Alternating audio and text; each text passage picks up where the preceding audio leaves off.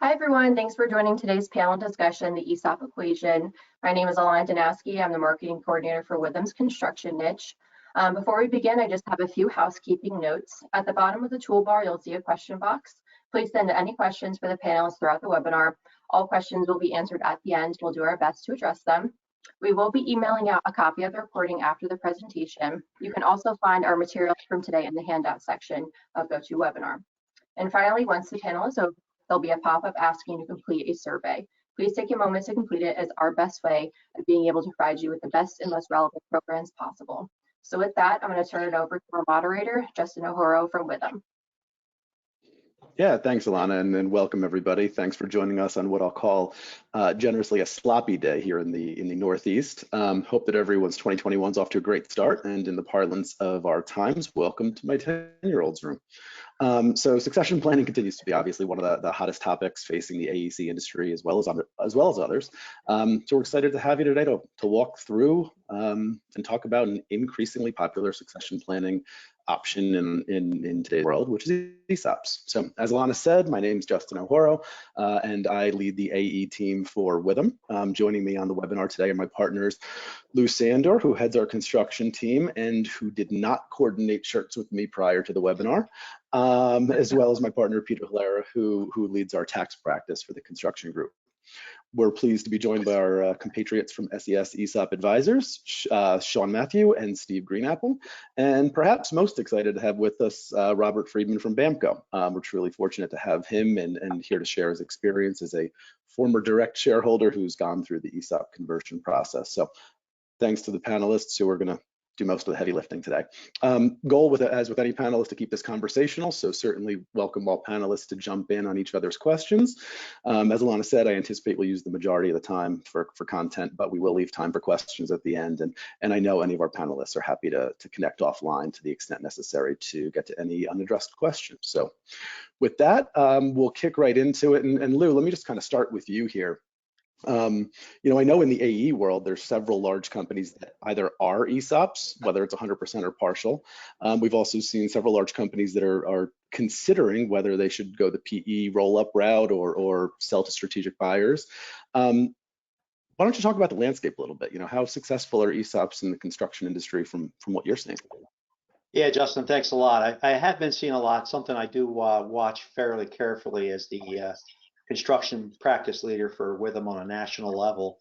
And it's also an area that just personally interests me. It's kind of pretty interesting.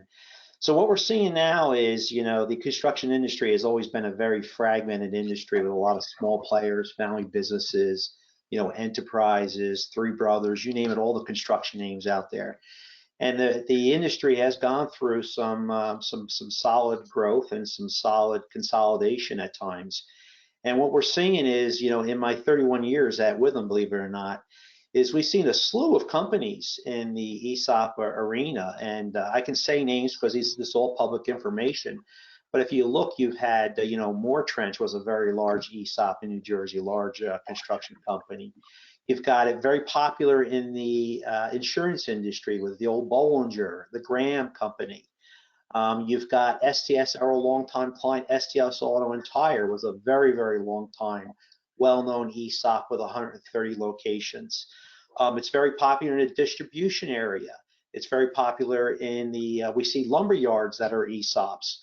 And so it's a great part of a strategy for generating internal wealth and succession at a company. And then it also is a good option to attract future buyers after that. You know, we have seen some nice ESOPs sell to private equity. You know, once that little engine is up and running and it's a well-oiled machine, you know who the next part of the audience is going to be. So we have seen a private equity now also, which is an initiative our firm is doing. We are seeing private equity become very interested in the construction industry. So, which is in part another important reason of holding a webinar such as this. Great, no, thanks, Lou. And Robert, let's get you involved early because obviously you've got a lot of great perspective in this space. You again, just to kind of help people understand the decision-making process if they haven't gone there before, if you could go back to before you made the decision to go the ESOP route, if you had to check the boxes for what the items were that were most important to you, your exit, what would they be? How did you think about this? Well, interestingly, we had been thinking about exit planning for many, many years and had engaged before with some parties about some discussions in transferring the company. And what ended up happening over time was there was no one thing that really pushed us in this direction. We really took kind of a balanced approach to it. There's benefits in a lot of different places for an ESOP. And essentially, we wanted something we could feel good about at the end when it was over, and something that would work for all parties. And so, we have a group of loyal employees. We've been around a long time, 30 plus years. We have some people who have a lot of tenure with us, and we didn't want them to feel like they were left out or were surprised by this. On top of that, our customers. This could be jarring to the customers as well. And we have a lot of good vendor relationships that we've had for a long time. So this was something that was easier, I think, to tell the story about and to feel good about, and everyone would get a little something out. Excellent. Thank you. Thank you for that. And Sean, let me kick over to you just to kind of round out and get everybody's perspective as we set the stage. I know I've spoken with clients that have expressed uncertainty with regard to how an ESOP is run on a day-to-day basis. With PE or strategic, the answer's pretty clear. But let's talk about the ESOP. Once you get over that hurdle, how is it managed? Who runs the day-to-day in an ESOP-owned company? Yeah. So in an ESOP-owned company, you're not handing over the keys to the employees or to the ESOP trustee post-closing. The strategy for the company is going to be set by its board of directors. And then the individuals implementing that strategy, operating the business and managing on a day-to-day basis are the executives of the company. There's a popular misconception out there about ESOPs, mainly because you're talking about employee ownership, that the ESOP trustee or their employees are going to run the company after the transaction happens. From the ESOP trustee's perspective, their role is to serve as a caretaker of the assets of the ESOP on behalf of the ESOP participants. Their role with the company is that of a passive shareholder. They vote in various shareholder actions, and such as electing the board of directors. As for the employees, their role really doesn't change. And they're going to still do, report directly to their managers the day in the same way they did the day before the closing of the ESOP transaction, and do the same on the day after the closing of the ESOP transaction. What changes is that they get the value and the benefit of being a participant in the ESOP. And the only sort of ability to direct any action relates to certain discrete events. You're talking about their approval of a merger, their approval of a sale of a substantial all the assets of the company, the dissolution or liquidation. And only in that subset of actions will the ESOP participants have the ability to direct the trustee as to how to vote on that action. Otherwise, employees, still report to management in the same way that they did before the ESOP's in place. No, perfect. And I think that's important for people to understand. And as you said, addresses kind of one of the common, perhaps, misconceptions out there. Steve, flipping over to you, obviously, SES is a leading consultant in this space. But I know that when you meet with clients, you still kind of give them your objective opinion and try and right size the advice as to what's best for them. Maybe walk us through how some of those conversations look. Describe the benefits, pros and cons of an ESOP versus other exit options. So comparing an ESOP transaction to a strategic sale or a private equity transaction, or even a public offering, which for most companies that we deal with is not an option, but it is one of the theoretical options. The most important, most significant difference is the legacy and continuity of the company, its employees, its board of directors, its management, senior management and middle management, and the employees. When you sell to a third party, they're often really most interested in buying your customer list, a couple of key salespeople, and often 3 or 5 years after the transaction, the company that you spent your life creating no longer exists. Yeah. When you set up an ESOP, that doesn't happen. The second very important factor is privacy and certainty, because this is a shareholder-directed process. You don't have people coming in, conducting due diligence, and then deciding not to go ahead with the transaction. And now all of that confidential information that you've built up that makes your business unique is in the possession of your competitors, who are undoubtedly bound by a non-disclosure agreement.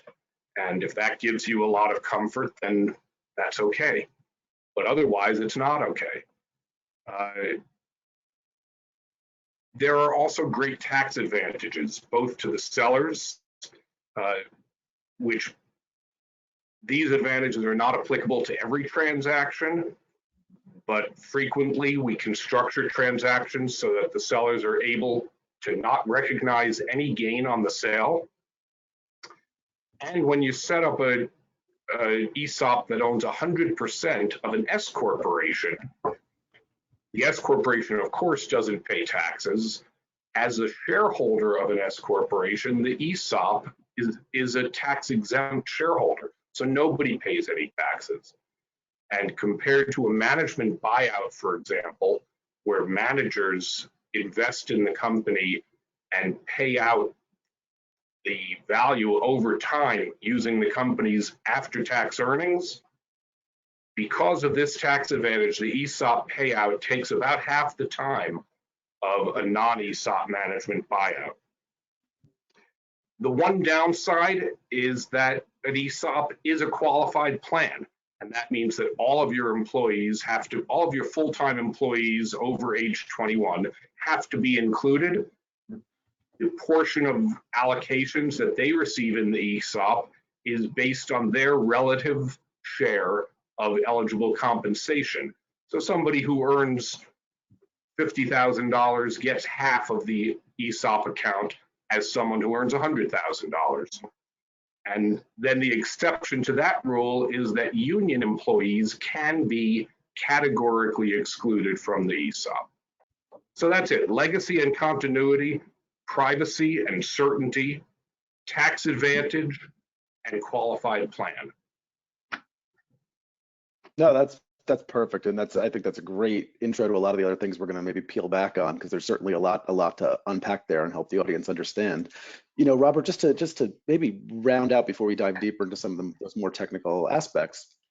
You know, you kind of shared at the outset what was most important to you when you thought about succession planning, but how did you really start gravitating towards an ESOP? You know, how did you initially hear about it? How did you start giving it some serious consideration in the pool of options, if you will? Actually, it came from left field. We had, as I said before, we have been engaged in some activity and doing some negotiating with a party, and basically the CPAs suggested, take a look at this thing, Rob. And I said, this looks too complicated. I don't think this is going to work for our situation. And so I looked over some short synopsis of it, and my eyes started to widen. The first thing that grabbed me was, well, first of all, the tax benefits were incredible.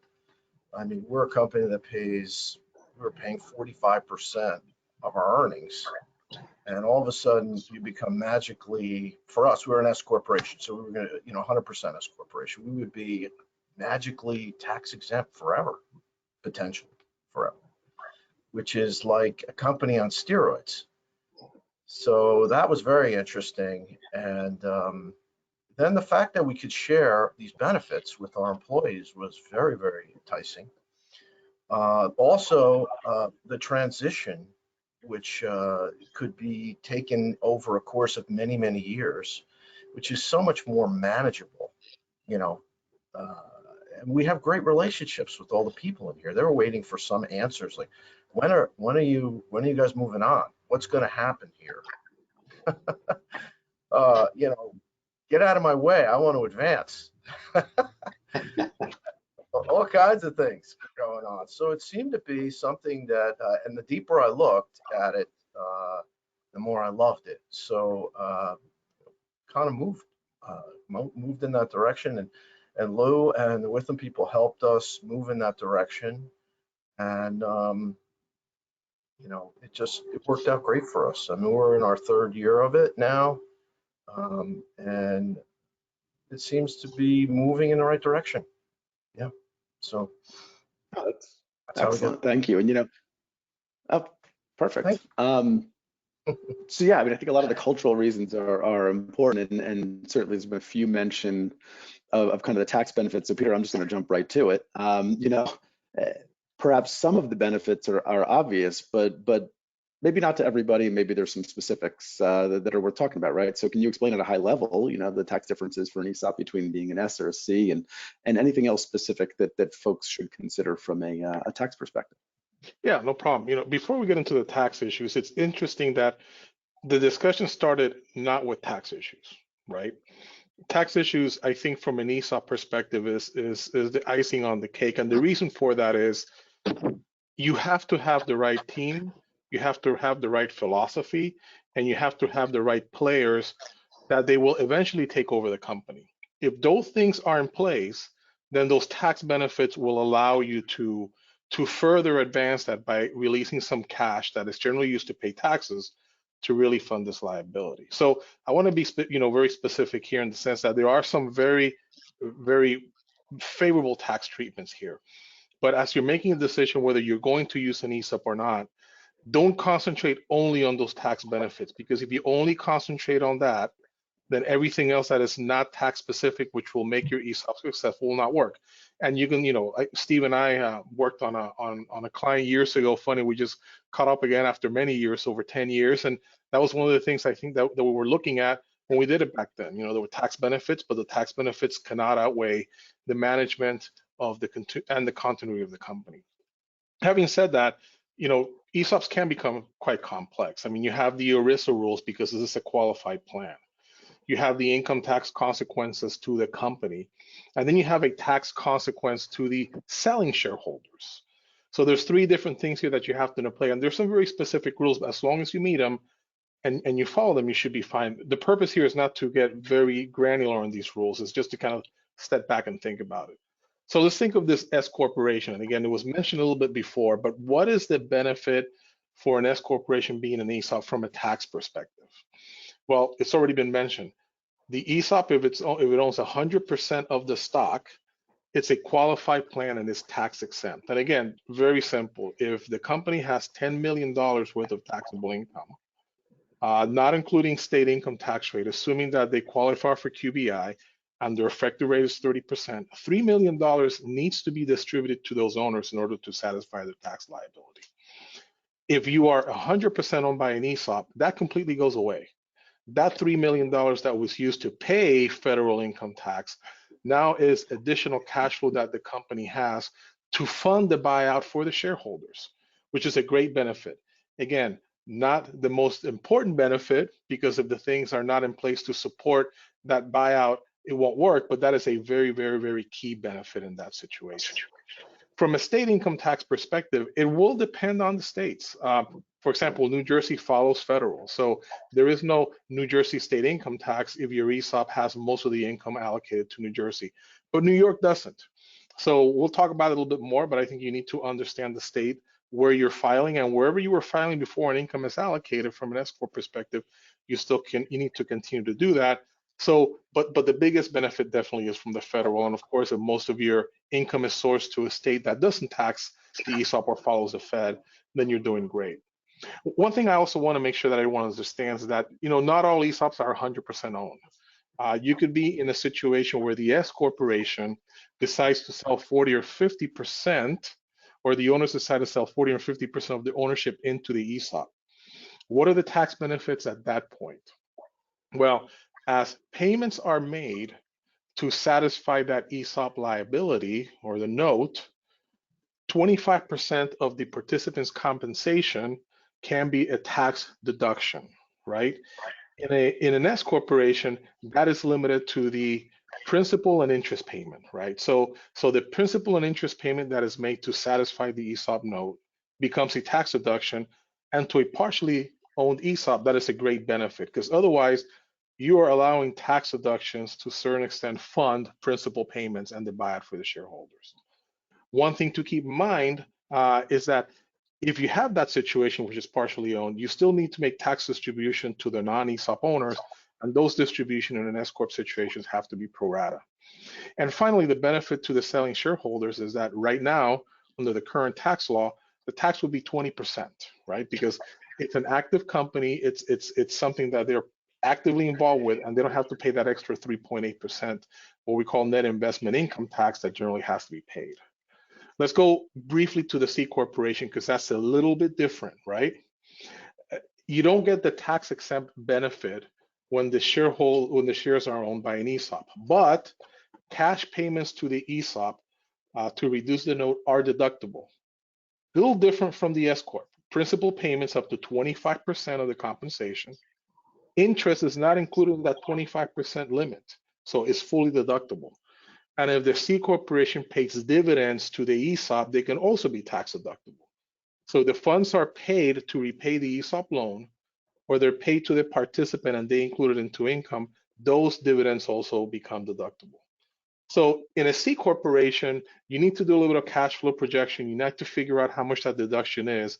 And if you have some excess amounts that you can't take a deduction for, you got to figure out what the tax impact is to you. But the largest benefit to a C corp is what we call a 1042 deferral, which means that if you invest in qualified securities, which is the selling shareholder, you can actually avoid paying tax on that particular gain, kind of like a 1031 rollover, right? You just kick the can down the road, and we can talk about that a little later. Keep in mind that from a corporate perspective, when the shareholders sell to the ESOP, it's not 20%, it's 23.8, because they got to pay that extra 3.8% and net investment income tax. I don't want to take a lot, but just two more things to keep in mind. It's often for an S corporation to convert to a C corp right before the transaction. The primary reason for that is to take advantage of this tax deferral to the owners, okay? Keep in mind that once the C corporation makes, the S corporation converts to C corp, you have to wait 5 years to go back to an S corp. Okay, one thing I want to make sure that everybody understands, if you have a C corp and you're not as much interested in this tax deferral, and you would like to have a tax exempt situation in perpetuity where that company never pays any federal income tax, when you convert that C corp to an S corp, there's something called built-in gains tax. Okay, so even though you become a tax exempt entity, any value to the assets, including goodwill or receivables if you're a cash basis, continue to be taxable when those things are sold at a later date. Right? Yeah. So you can be tax exempt, but you got to look at that built-in gain and determine what assets will be liquidated in the next few years that may lead to a taxable situation that can no longer be deferred. So as you can tell, it gets a little bit complicated, and that's kind of a 30,000-foot view of those tax benefits that can help the company cash flow the redemption of the shareholders. No, thank you, and I think that's great and properly conveyed that there is a lot there, right? I mean, on a surface level, there's some easy considerations, but it's, you know, you really need the appropriate consultation. I think my favorite part about what I just heard, Peter, was, again, you know, not letting the tail wag the dog, right? The cultural aspects and there's other decisions or other reasons why you'd want to pursue this path that should really, I hesitate to use the term, but I'll say trump the tax benefits. That being said, even further down the list of considerations that I think companies often give is really the financial statements. And I think I'm going to tag team this if I can, Lou and Robert. Yeah. You know, Lou, maybe talk about the financial statement implications of establishing an ESOP, because I know that they're sometimes overlooked, but they are there. And, you know, Robert, as Lou starts to get going, you know, how did you get comfortable with those, you know, because you're going to have fixed debt payments and stuff that Lou will talk about. And given the cyclicality of the construction industry, you know, How'd you plan for all that? So Lou, go ahead and you guys tag team it however you see fit. Yeah, well, we were tag teaming a lot, Robert and I, that's for sure. But thanks, Peter, for the tax update. Whenever you hear the word big tax, or like with the new tax called the guilty tax, it's time to run, because explaining that to your client is not easy when you hear the word big tax, and it is a big tax.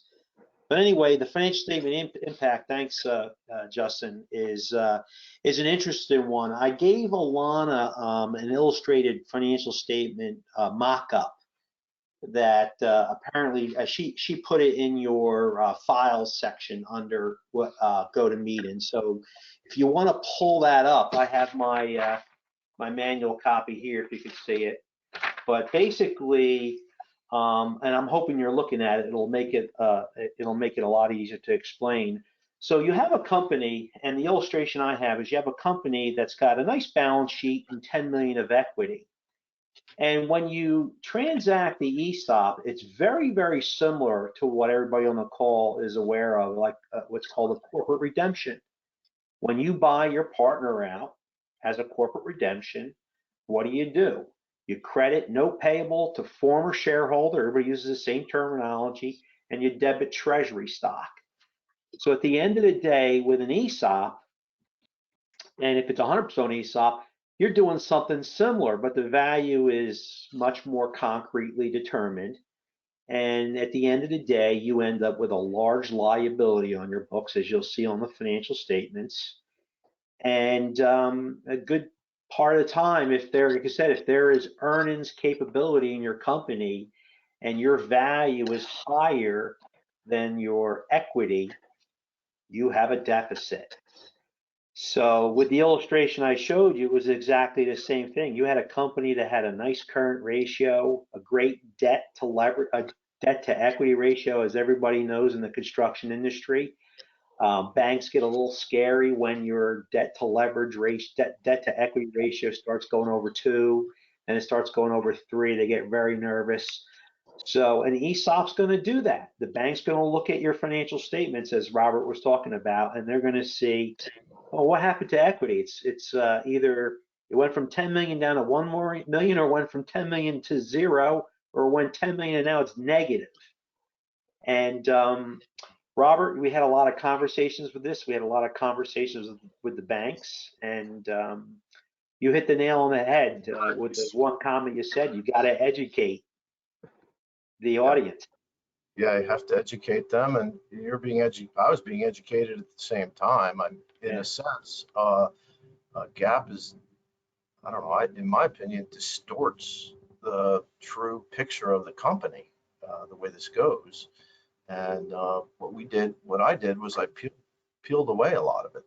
I took it back out to show that underneath all of it, the company's very healthy.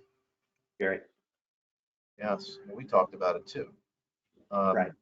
That seemed to, mostly the balance sheet looks strange, and also affected the income statement too. Some of these items end up on the income statement, and I peeled them away as well.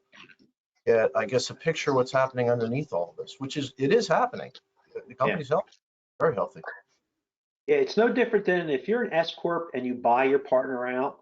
But as a lot of people understand, a lot of times that's done as a cross purchase, where you have a buyout note with your partner personally. You don't see that then on the S corp's balance sheet. Why? Well, you see the distributions coming out, so the owner can buy the shares from his partner. It's called the cross purchase redemption. So the banks understand that a little bit better, but then all suddenly on an S corp, you see all this debt pop up on the books. It's the same exact thing. You don't see the corporate redemptions as much as you used to anymore, because most people are a C corp or a partnership flow through. And where it gets really bad, or I don't like to use that word bad, but really deceiving, is if you're a company and you have a lot of intangible value, kind of like in the insurance industry where you're buying a book of business but you don't have a lot of assets, you wipe the balance sheet out totally. And it looks bad from a banker perspective, but you gotta explain it. That's the accountant's jobs. I mean, we're good at it, and you got to find a banker. You got to educate him and explain it to him. And again, at the end of the day, it's all about the cash flow. That business was valued based on the earning stream. Sean and I are dealing with a small company now. We're looking at the cash flow and the balance sheet right now, and that's important. I Sure, think no, that that's great. I Robert's think experience 3 years into having an ESOP is the most important indicator that any of our audience can look at. Because, Robert, have you had problems with your bank or with your surety? Surprisingly, I think initially in the beginning, had to educate them, and what I made was a little cheat sheet, which was taking the financials on a summarized basis and peeling these off. And when I did that, it became very clear the company was very healthy and had plenty of cash flow, can meet its obligations. A couple of years into it, we've been fortunate, I guess, and have been able to accelerate the payments on the notes. And we're hoping to continue that.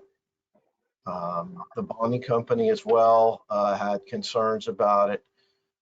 We also, because we're in construction industry, we have a lot of pre-qualifications that we have to do. That's constant. And so we're probably doing 50 to 100 of those a year. Surprisingly, I have very few inquiries. It's very interesting. Wow. I've had a few, and they were very interested in hearing what I had to say. I gave them the cheat sheet. We had a conversation for 15 minutes, and they said, this is a good thing. This was a leading general contractor. Everybody knows the name. And so thank you for educating us about this. And we think more companies should be doing this. We're seeing more of these. And we think this is a positive thing for the company and for your future. Yeah, I think Robert, that's an important distinct. Go ahead, Lou. Yeah, it's something you got to sell it. That's what it's all about. Like, you sell it to your employees, you got to sell it to your bank and your bonding company. And if a company is an ESOP and it's been established, that's a good thing, even though the balance sheet doesn't look that great. But it tells you that you have a culture that you're going to be around, you're a well-oiled machine, and the owner that sold the stock to the plan has confidence that he's going to get repaid. So all that has to go along with the picture that you present. Yeah, so there's some storyboarding, and I think to your point, Robert, that you made, maybe as this vehicle becomes more and more commonplace, less education is necessary to folks who are less familiar. But no, I think this is all great context. And just to kind of shift gears a little tiny bit, at this point in the conversation, well, first of all, I'll remind everybody that if you have questions, please pop them into the chat. We will leave some time at the end, or not the chat, the questions box. I apologize. But just to shift gears slightly, Sean, these are a lot of things we need to think about before we want to move in this direction, right? So sounds good. How do I do it? How do we take this thing from being, an exit idea to actually closing on the transaction? Yeah, so the way that I like to sort of set the stage for business owners who are looking to or thinking about implementing an ESOP transaction is I break it into 4 steps. The first step being, is this a good fit for you? Is this a good fit for where your company is?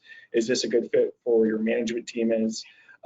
Is this a good fit financially? We typically say that if you don't have around $1 million in EBITDA, the ESOP structure is probably not the best fit for your company.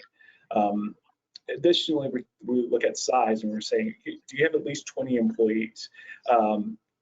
And that ties into some of the anti-abuse rules under the Internal Revenue Code that are tied into the S corporation ESOP structure.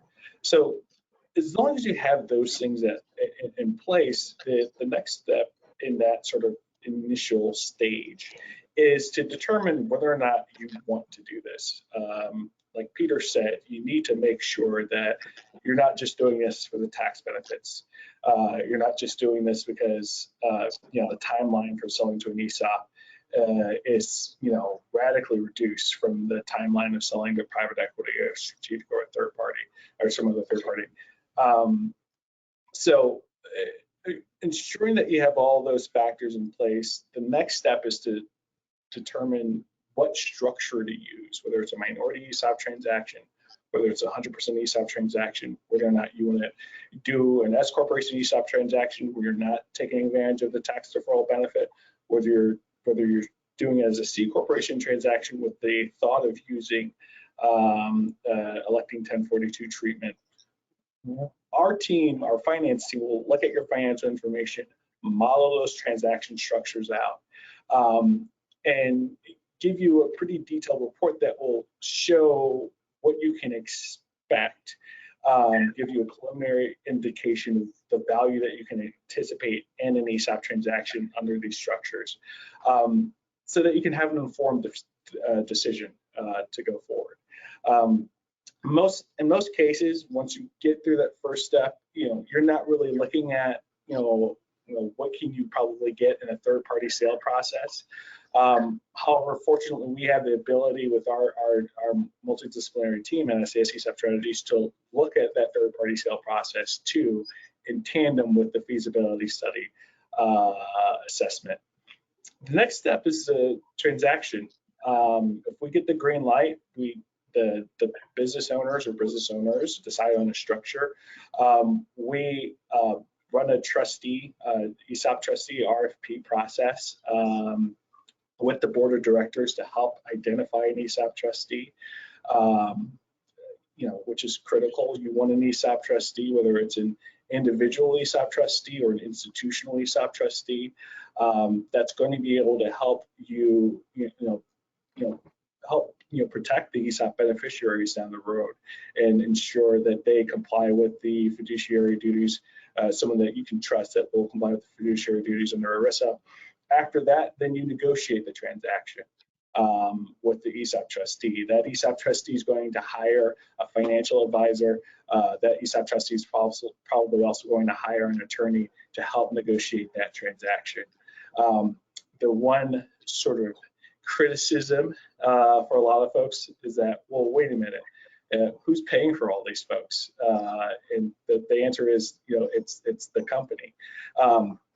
That being said, ESOP transactions are typically, from a transaction fee standpoint, either are typically less expensive or just as expensive as your third-party sale process. So that's something to keep in mind there when you're thinking, when you are acknowledging the fact that you are paying for the team that's buying essentially the company from you.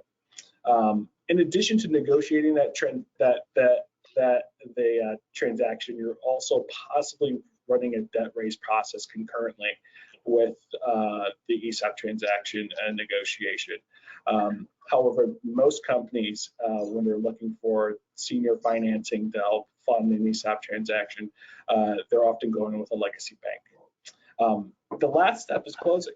After the ESOP trustee runs its process, it'll get a fairness opinion from its financial advisor on the overall fairness of the transaction, and which will opine as to whether it comports with the rules and regulations of ERISA, and you get to a closing. That fourth step, I think, is important, and I think Steve will touch on this about communication to employees. After you implement the ESOP, after you get to a closing, there's a question as to, well, what do we do now? We have this thing in place. If it's private equity, you know what's happening. It's like Black Sunday for the Black Monday for the Jets. Everyone's getting cleaned out or whatnot, and everything's getting turned over. It's in the sort of ESOP context rather. It's completely different. Everything pretty much stays the same, except for maybe bring on board a couple of independent directors depending on the structure of your transaction. And so the key part of that is ensuring that you have an administration plan in place going forward shortly after the closing, and then also ensuring that you figure out a communications plan, which I know Steve will touch on a little bit later here, with employees who really get the benefits of employee ownership and some of the which we see in research demonstrate real value to the company outside of the tax benefits, in terms of sales, in terms of stability, in terms of job retention and the like. Sure, no, that's great. We're going to get to the messaging in just a minute. But Robert, anything you want to layer on top of that? I mean, just personal experience about the going through the process. You know, how rigorous was it, or seamless was it? This process is, any kind of closing transaction, there's a lot of pressure and it's intense. It can get intense, but I think this process is less adversarial and in general, and a little less. It's got plenty of rigor to it, but it's less. It's easier to announce. We were actually excited to announce this, as opposed to necessarily maybe with a third party going out and then everybody says their jaws drop and their stomach gets tight. So, whose head's gonna roll? What's gonna happen tomorrow? It's essentially saying, hey, we're giving you a gift. You're getting a gift, and the company is going to continue as it is, but now we have a succession plan. So it answers a lot of questions, certainly for employees, and also I think that's why the customers will receive it well, for the same reason. So it was the announcement of it was wonderful, and it was an excitement to give that announcement. And now, post transaction, I guess we're going to talk a little bit more about that later. You got to keep the fire going. And it seems for us, maybe we're lucky, but we promoted it within and without. And it seems that it has a fire is lighting, and certain people are very excited and are more engaged than they were before. So it's been a real positive experience. No, and that's excellent. So let's get right to that and go a little bit deeper. So maybe Robert, you and Steve can tag team in this space. Steve, when you're consulting with companies, obviously you address the communication to employees. How important is it? What advice do you have in that space? And then, Robert, I know you just kind of touched on it, but even peeling back the layers a bit, how do you keep that fire going? How did you initially message to your employees? How do you message to perhaps new hires? And how do they feel about the prospect of owning a piece of the company? So Steve, maybe kick it off, and then Robert. Sure. Before I comment on communications post-closing, I want to emphasize that you generally don't tell anybody about it before the closing. Now, there are, of course, exceptions because some of the executives and management team are actively involved in the process, but generally you don't announce it to the employees until it's done. Once you have a closing, different companies do it different ways. There's often some celebration, some fanfare about it. The initial announcement often comes out as, you are now the owners of the company. But it's also a lot like owning a house that you just bought. The bank owns most of it. And it takes a while before the debt gets paid down and the value of the company goes back up. And the shares get allocated over a period of years, and people vest over a period of years. So while it's great to create enthusiasm and light a fire, you also want to give some education and a little deeper level of understanding so that people don't feel disappointed and misled. Because the last thing you want is for people to get their first year ESOP statement and see that they got one share and it's 0% allocated, 0% vested, and that due to the debt that the company incurred creating the ESOP, the value of this share is relatively very low. 6 years later, it's a whole different story when they're vested and they've received 6 years of allocations. It's important to communicate that to them at the beginning and to provide some education, some resources. A lot of companies will set up an ESOP communication committee. Some companies will have an expert in-house who can answer questions. And some companies get involved in organizations like the ESOP Association or the National Center for Employee Ownership that provide education to employees. And these are all great tools. The bottom line is that over time, an ESOP will meaningfully add significant benefits in the areas of attracting, motivating, and retaining both rank and file employees and key managers. One other benefit is that the ESOP is not exclusive of other management incentive plans. So you can still have stock appreciation rights plans for the key managers and other benefits that are not qualified plans and do not have to be shared across the board. True. Absolutely. We just, I guess we're conversational here. Yeah, we had a 401k before and we maintained our 401k. We wanted our employees to continue to save. So this was on top of that. And they appreciated that. And as far as announcements, we shared this several weeks before, about a month or 6 weeks before the closing with our smaller group of key people, just to get their buy-in. We want their buy-in before you move forward with something like that.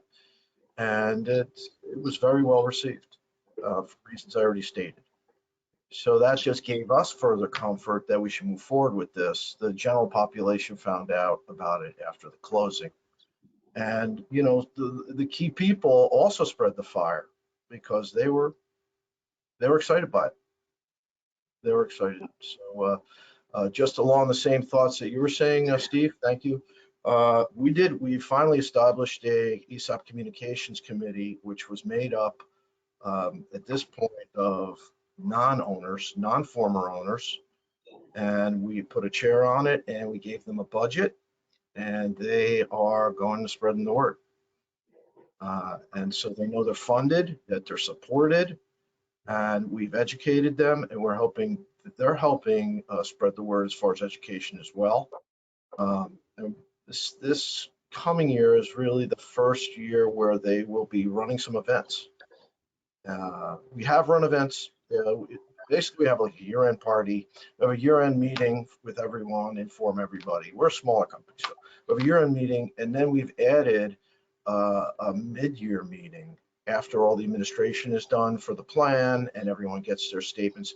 And at that point, we distribute the statements and we talk. This is mostly focused on the ESOP in the mid-year and also an update for all the people. So it's a way to connect with everyone. Sure. No, thank you both. So just for audience purposes and time management, we're staring down the barrel of 13 minutes left, committed to ending on time. I kind of have a closing potpourri of questions, if you will, and I am seeing some pop up from the audience. So I'm going to try and synthesize the two and make sure we address audience questions.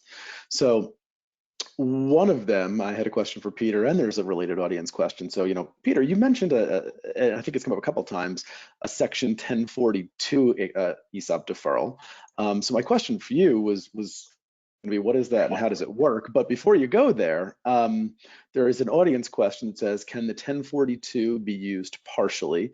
Meaning, can the owner, if he wants to sell 30% but wants to get 1042 deferral of 20% and receive 10% in cash, is that possible? And I'm sorry if I read the percentages wrong, but how does that work? How does it work, and how can you maybe use partially? Yeah, I believe you can do that. I mean, again, it's a deferral mechanism, right, that you use. But let me just go through the 1042 rules, and then maybe I can follow up a little bit more with that. So 1042 is basically, it's a way to defer all of the gain from the sale of the shareholders over to the ESOP, right? But it only works if the ESOP, if the corporation, I'm sorry, it's a C corporation, right? That's the first thing. It's got to be a C corporation. The owner must have held the stock for at least a 3-year period, and it's very important. The sale to the ESOP has to be at least 30%. 30% or more of that C corp must be owned by the ESOP. If that's the case, then that gain that is received by the shareholder can be deferred. All right. So what do you do with that money? Because obviously you want to be able to monetize that money.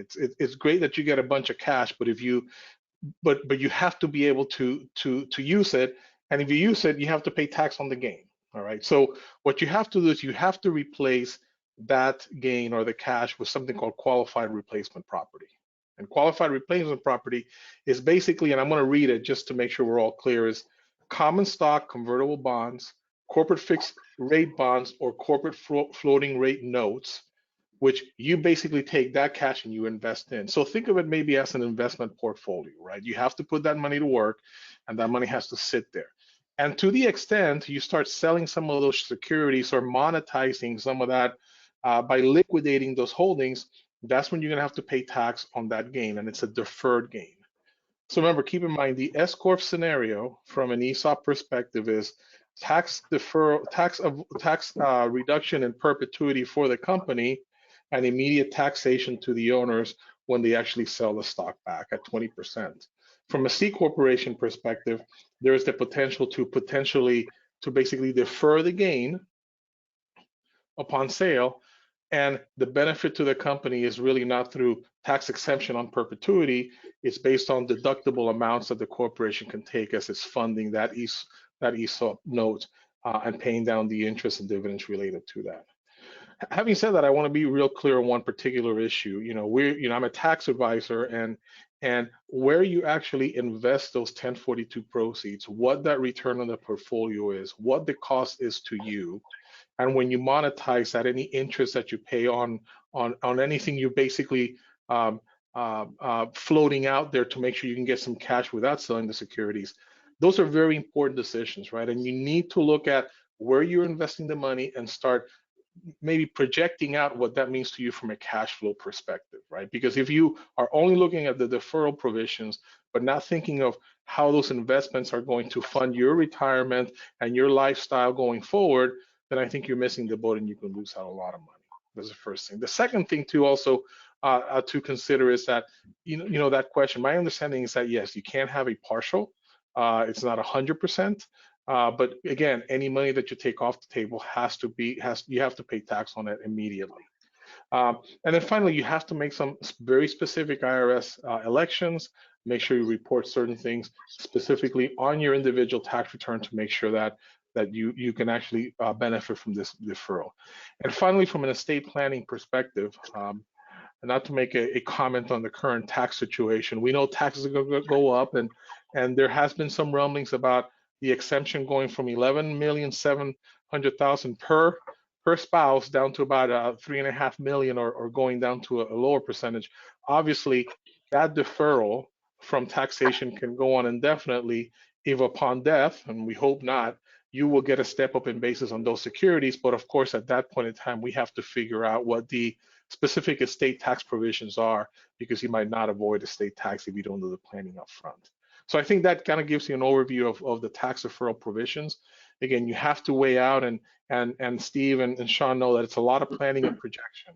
You got to put pen to paper. You got to make some assumptions and figure out what's best for you and also to the company on a going forward basis. Sure. No, thank Could you. I just add one quick point, and I will make it quick. Peter pointed out that the company has to be a C Corp at the time of sale in order to make a 1042 election. It does not have to be a C Corp the day before the sale. It does not have to be a C Corp the day after the sale. So we frequently will see LLCs convert to C, or C Corps set up ESOPs, and then the day after the transaction will convert to S, and they get both the advantages of non-recognition of gain for the shareholders and tax-exempt operations for the company going forward. Yeah, that is correct. Just be careful of that built-in gains tax, but yes, that is correct. And usually for accrual basis taxpayers, there's not a significant built-in gain tax unless you have assets that are fully depreciated and you sell them at a later time. So the accrual basis taxpayers have an easier situation from a built-in gains tax perspective. That cash basis, we just still got to calculate that. Oh, excellent points all around. So I'm going to stick with some audience questions, because with the 6 minutes we have left, I'm hoping we can rip through as many as possible. So one of the questions has to do with contracts, right? And the person asking has heard that construction can have a challenge becoming 100% ESOP if they have contracts that require that there's actually an individual owner. So perhaps this is a Robert question, perhaps for Sean or Steve. Have you run into this? I haven't. If you're talking about minority or women-owned businesses, the ESOP does not qualify as a minority or women-owned business, except in New York City, of all places. Yeah. The ESOP will, in New York City, will look through the ESOP to the participants for those criterion. It's interesting, like New Jersey, we actually were addressing that question this morning, Justin. New Jersey, you have to have direct ownership for minority status or women-owned status. Got it. Almost everywhere.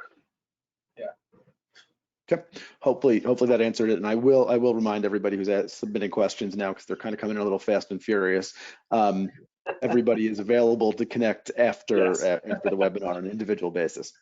But one of the ones that came in also, I guess we had given an example earlier that was akin to an exit through kind of a seller note. And the question is, if you put an ESOP in place, is it difficult to obtain, third-party leverage, particularly in the construction industry, and open that up to whoever wants to take that, and maybe it even ties into kind of bonding lieu. But I'll leave it to you guys who's most appropriate to answer that.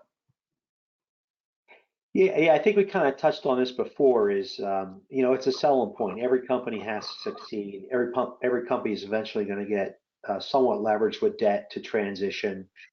So again, if a company is an ESOP company, usually it's because they have pretty good consistent earnings, which gives you an A+ rating with the bank.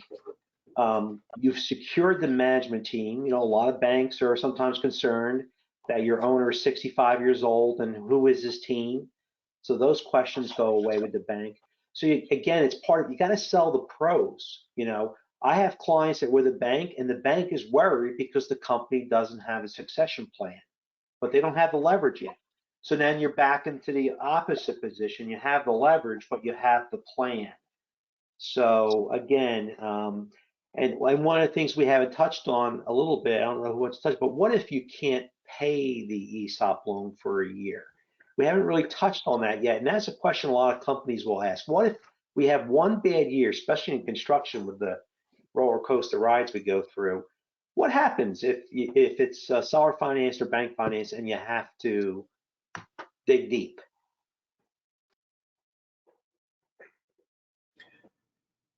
Yeah, I mean, I think that you're going to have to, with respect to the bank financing, I mean, it's akin to any other, bank financing transaction. You're going to have to work that out with your banker. With respect to the seller financing, and just so folks, and we'll do this quickly here, get a sense, typically, and sometimes you have unique private equity actors who are out there looking to finance ESOP transactions.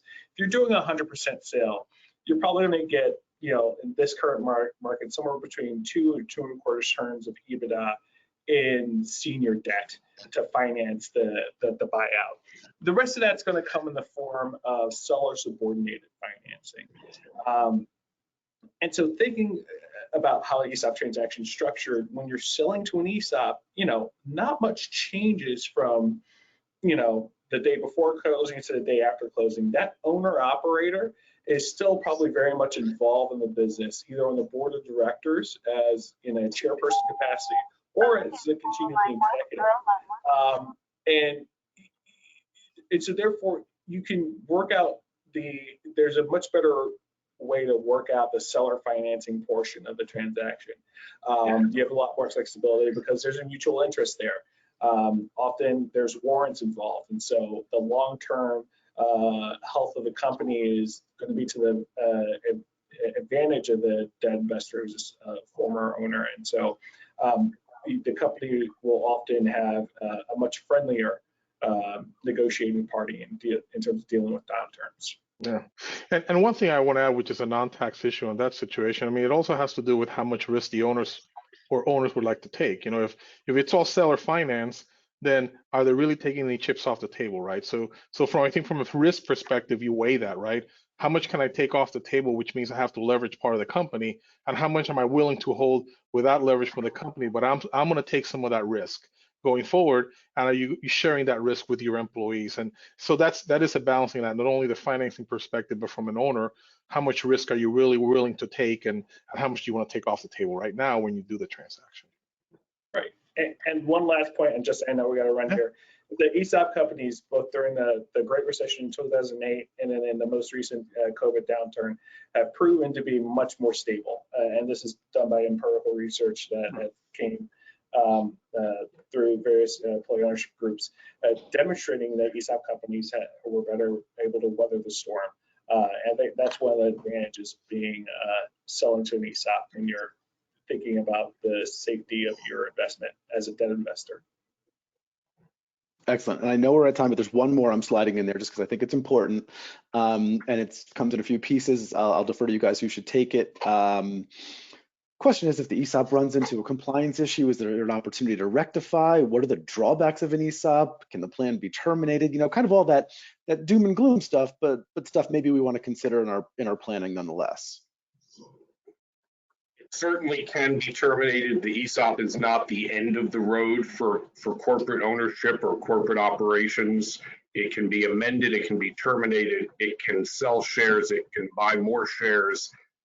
You can restructure the company as a holding company. It's really a very flexible tool. And I guess I would just, given the time, I would encourage people to contact any of the panelists to discuss the details further. No, and that's perfect, Steve. And we will, just for everybody, appreciate your attention throughout this. I know, Alex, you can maybe say something in closing, but I think we'll capture any questions that were unanswered, and the appropriate person will get back to you. But thank you to the panelists for your amazing insights, making my job easy. Thank you to everybody who took the time to share kind of their quasi lunchtime with us, and for your attention and questions, and look forward to continuing the conversation. Thank you. Thanks, Justin. Thank you. Bye, everyone. Goodbye. Thanks. Bye. Thank you for attending our panel. Please remember to take a moment to complete the online survey. Thank you and have a great day.